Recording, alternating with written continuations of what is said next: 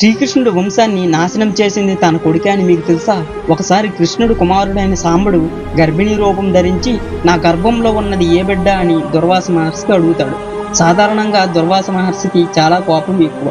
సాంబడు నాటకాన్ని గమనించి, నీకు మగ్గా కాదు ఆడా కాదు, నీ కడుపు నుండి ఒక ముసలం పుడుతుంది, అది మీ యాదవ వంశాన్ని మొత్తం నాశనం చేస్తుంది అని అంటాడు. కొద్దిసేపట్లో సాంబడికి ముసలం పుడుతుంది. సాంబడు భయంతో ఏం చెయ్యాలో తెలియక ఆ ముసలాన్ని చిన్నగా పొడిలాగా నూరి ప్రభావతి సాగరంలో పడేస్తాడు.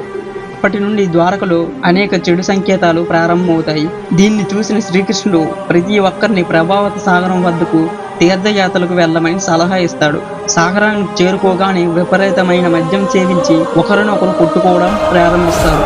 వారి ఆయుధాలు విరిగిపోవడంతో సాగరం పక్కన ఉన్న గడ్డిని తీసుకుని కొట్టుకోవడం మరలా ప్రారంభించారు. సాంబడు ముసలాన్ని పొడిగా చేసి నదిలో విసిరినప్పుడు అది మళ్లీ తీరానికి కొట్టుకు వచ్చి గడ్డిలా ములిచింది. చేతిలో ఉన్న గడ్డి వజ్రం కన్నా పదునుగా మారిపోతుంది.